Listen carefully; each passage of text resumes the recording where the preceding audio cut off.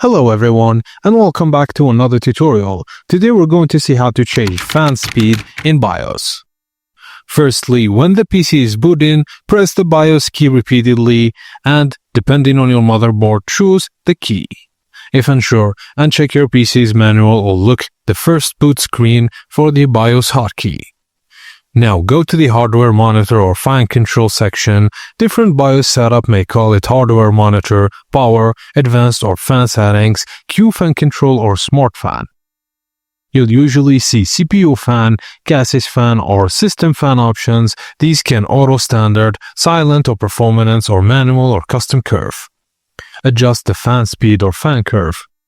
Set fan speed at certain temperature thresholds, example 40, or 60 or 80, and press F10 or the save and exit option in BIOS, then confirm changes and restart your PC.